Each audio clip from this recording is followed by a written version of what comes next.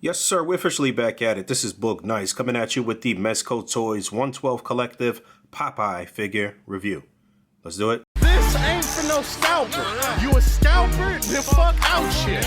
This one's for them real collectors. That's army building and posing figures. Marvel Legends, imports, mini matey I'm fucking with. Hype beast we know about you. Stay buying figs, don't know about. And a quick look at the side art. Up at the top it says 112 Collective, pose, play, display. Down at the bottom, Mezco Toyz. Same thing on both sides. And on the back, quite a few pictures of the figure. All right, let's get this bad boy open, see what's what. So straight out of the package, he comes with two fists, and these look cool. As a matter of fact, you can see some little dirt embedded in his thumb. You can see his thumbnail and see the dirt there, and his hands look manly. He looks tough, and these look good. And there's a quick look at those pegs. And then he's got a couple of hands that are open with the fingers slightly spread. These look like grabby hands, like he can hold some things with this. Probably be able to hold his spinach, which we'll get into shortly. But the fingers are positioned different on the right hand as opposed to the left. And again, you can see all of the little dirt in his fingernails, and these look great. All right, so I'm actually go ahead and look at the cans of spinach that he comes with. He comes with two. There's one can that is completely intact, no dents. Remember, you don't want to buy any canned goods that are dented. And it says spinach on both sides, some green, darker green, and then like a lighter green there. And this looks fine. And at the top, it definitely looks like metal of some kind. You can see some dirt and some rust or what have you on there, and that looks really cool. And then he's got a can that is crushed with the spinach coming out, and this one is molded. Excuse me. This one is molded where it fits perfectly in that left hand to make it look like he's crushing the can. So that's cool. And you can see the top is popped off. Really nice detail there. That looks good. Now, as far as him holding this larger can, I suppose you could pry his fingers apart a little bit and put the larger can in his hand. I'm not going to do it right now. I don't feel like bending the hands out of shape. But it seems like this hand is more fitted specifically for the crushed can. And he's got another set of open hands with the fingers slightly spread. And these look good. And then he's got one additional right hand, which is pointing. And this looks great. And that's pretty much it as far as the hands. Swapping all the hands on and off was very easy. I didn't have any issues. He's also packed in with this little compass. You can see the dial there. It's really nicely detailed. It does open and close. It doesn't really latch close though, but it's nicely detailed, and you can get him to hold it. And there's a look at that.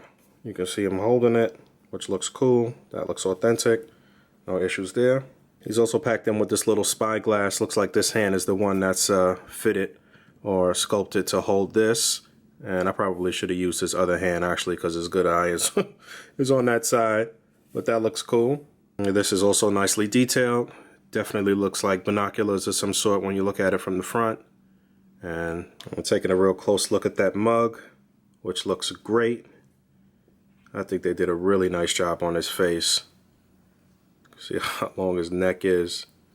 And I'm looking at the face closely now because there is another interchangeable head, but then there's other gear, other accessories that he has that goes with his face or head. So I want to take a close look at this first. So he's got a few different hats, a couple beanies. He's got a black one here, which looks good. That fits on there nice and snug. And I might want to actually use this beanie for something else or someone else.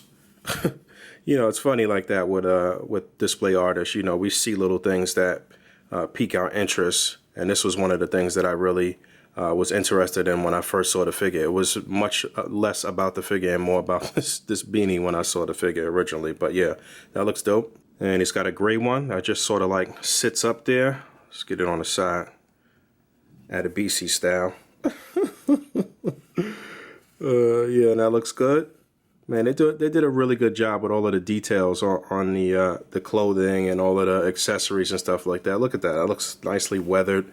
It looks great, man. And then he comes with his sailor style hat. So I guess originally this was white, but you know, over time, out to sea and doing what he does, scrapping and all of that good stuff.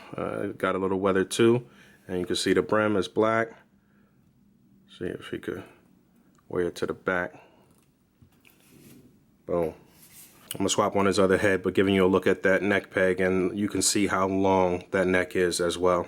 And this head sculpt is slightly different. I forgot to note that there is a little hole on the left side of his face on the other head sculpt. Same thing here. I guess that's where we're going to insert his many pipes. He comes with like 6 pipes, but this particular head sculpt is just a little bit different as far as the fact that you can see his teeth on this one, and just the lower jaw area is a little different. He's not squinting as much on this one, I suppose, but not much of a difference except for the teeth and the lower jaw, but still looks great. Great detail, and obviously you can do whatever you want to do. Swap on the different hats here for a different look. And let's look at the pipes. I'm not going to go through each and every one of them. I'm not sure that they're any different. You may just have the extras just in case you lose one. I'm not 100% sure on that, but looks like the 3 at the top are for when he's actually smoking, and then these can just sit there in his jaw when he's not actually puffing. And but yeah, we'll swap on 1 and 1 though. And there's a close look at that. These are very small, very delicate. So again, I think they may have packed an extra just in case you lose one or break one or whatever the case may be. But there's a look at him with the additional head sculpt and the pipe without the smoke. And there's the head sculpt that came attached to him out of the package with the pipe without the smoke. A lot of different options from playability here. I like this a lot. And then there he is with the head that was attached to him out of the package and the pipe with the smoke coming out. You can position that how you want, but that looks great. So yeah, like I said, a lot of different options here. And then he's packed in with this little duffel bag that says Popeye. Again, you can see this looks weathered. They did a really, really nice job on all the details here. Look at that. Discoloration. That looks so authentic. Looks like it's sort of like a burlap material. And it's a different texture here down at the bottom. This is like a suede or something like that. This is really nice. And there's strings here where you can actually pull the drawstring. And I guess you could close this up and have him hold the strings. Put something in here to weigh it down. I wouldn't recommend that you put anything too heavy, just to fill it and make it look like it's filled. Sometimes I'll use just like tissue paper or actual tissue. I've done that plenty of times with the Mezco Punisher figure in his duffel bag. And there's a decent look at him just kind of holding it. I'd like to swing it over his shoulder. Let me see if I could do that. I'm sure I could get that to look better, but he doesn't really have double jointed elbows, and that's one of my gripes as far as the articulation goes, but we'll get into that shortly. And moving on. And I literally stuffed some tissue down in there so you can see.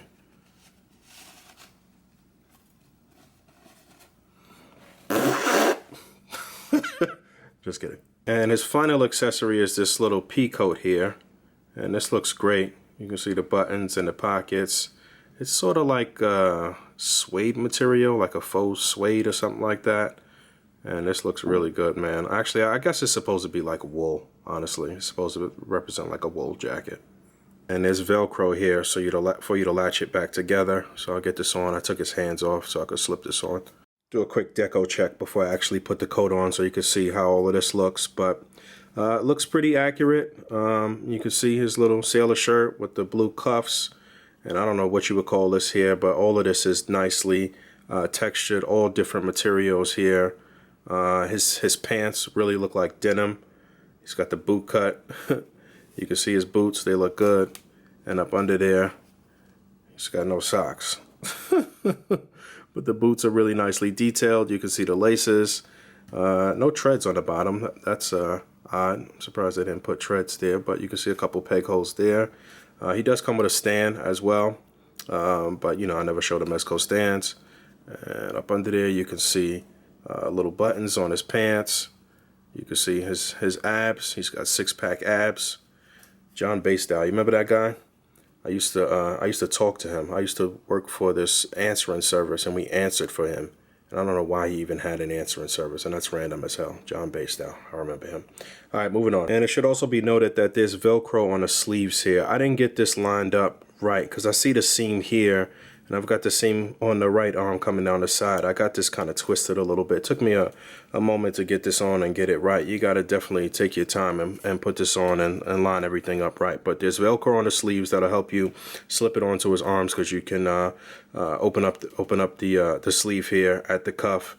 And then there's also a little bit of bendy wire here in the collar as well, so you can fix that. I feel like I have his jacket hanging off his back a little bit too much here. I need to pull this up and get that all situated. I think that's what the issue is. But yeah, I'll take this off and reposition it, and when I really get down to the nitty-gritty and take pictures or what have you, I'll get this right. But you can see that still looks really nice. It's a cool fit. It's just a matter of getting it on there perfectly. All right, articulation. You saw that the head is separate from the neck. The neck moves independently, or the head moves independently of the neck on the neck, so it gets a really nice range of motion. There's nothing hindering his head and neck articulation. You get him to look down pretty far, and you get him to look up pretty far, left and right pivot, all of that good stuff. Shoulders on a ball joint, they're only going to come up about that far. There is no upper bicep swivel. You can get his arm up pretty high for Mezco. Oftentimes you can't really get the arm up too far on some of their figures here. That's decent. You get a single jointed elbow that also swivels on that hinge. You get a swivel and a hinge on the wrist. You get decent ab articulation. I believe there is a cut at the upper torso as well as something down in the abdomen area, and you can turn them left to right there. Legs are going to come up just about that far. Split, not going to go out too far. These are pretty tightly fitted pants, especially in the crotch or in the pelvic area. You do get a double jointed knee. You get a swivel and a very slight hinge on the foot. Very small hinge. That's always one of my issues with Mezco figures. They don't do anything in the foot area. It's so lackluster. But swivel, small hinge, and a very, very tiny pivot.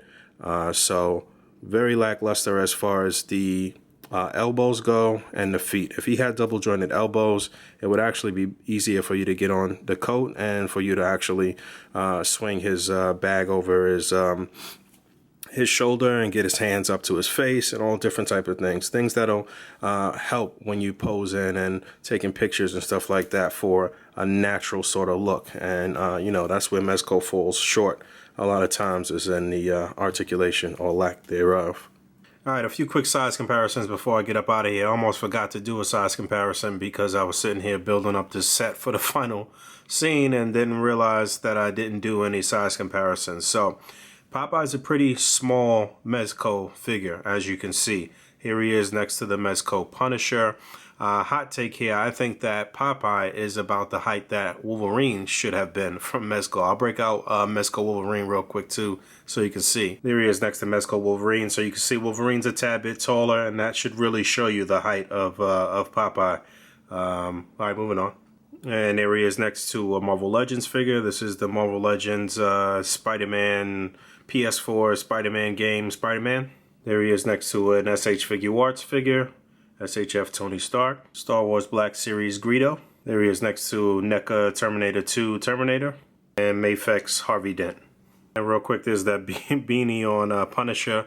I could probably force it down there a bit more. You get the coat and everything on him, it might work, but it's really fitted for Popeye's head. It doesn't look too bad. It's not bad though. It's really not. All right, so I'm getting out of here. If you're interested to know about this set, all you need is just some parts, random stuff, and imagination, man. This is just a blue piece of poster paper, 2 lights shining directly onto the poster paper, 1 light in front of Popeye, well maybe 2 in front of Popeye, and 1 above shining down on him. I used the base from my tenement diorama from Chris Lyons because it looks like wood, or it is wood. Well, it's not wood, but you know, it looks like wood, and this kind of looks like a pier or a dock or something like that. And I used the gates from the old Marvel Select Shitari figures, and then this bench was something extra that Al Figures threw in for me with the diorama that I received from him, and then just a couple of little props strewn around here, the newspaper and a bolted up piece of paper and a cigarette butt and what have you. And I wanted it to look like it was a cold day, so I put the hue down on the camera to make it a more bluish sort of hue, just a little bit. And there you have it, Popeye standing here. This is a great looking figure. This is one that I was going to pass up on originally. I'm glad that I actually went and got him. Shout out to Toy Fiend on Instagram. I met him actually in the Bronx and picked up this figure on Saturday. So I think Mezco has produced other Popeye figures in the past. Correct me if I'm wrong in the comments below, but this is their first figure of Popeye within their 112 collective line. I'd like to see them explore more characters from Popeye, Olive Oil, Bluto, or Brutus, or whatever the correct name is for him. Maybe even go as far as Wimpy and the other characters, the baby. I don't remember what the baby's name was, but was that Popeye's baby, or was he just like taking care of somebody else's baby? I have no clue. But this figure came out really, really nice. It's a nice an assortment of accessories here. As you saw, you may be able to repurpose some of his accessories with other figures, but again, he's a smaller figure, so the coat's only going to fit on other smaller figures. But yeah, this guy came out really, really nice. I would definitely recommend that you try to pick him up if you still can. I believe pre-orders are sold out almost everywhere. This is one that just kind of like heated up really fast and sold out really fast. So I'm not really sure how you're going to be able to acquire this piece, but if you can, then go for it, man. Thanks for hanging out. As always, rate, comment, and subscribe. And until next time, peace.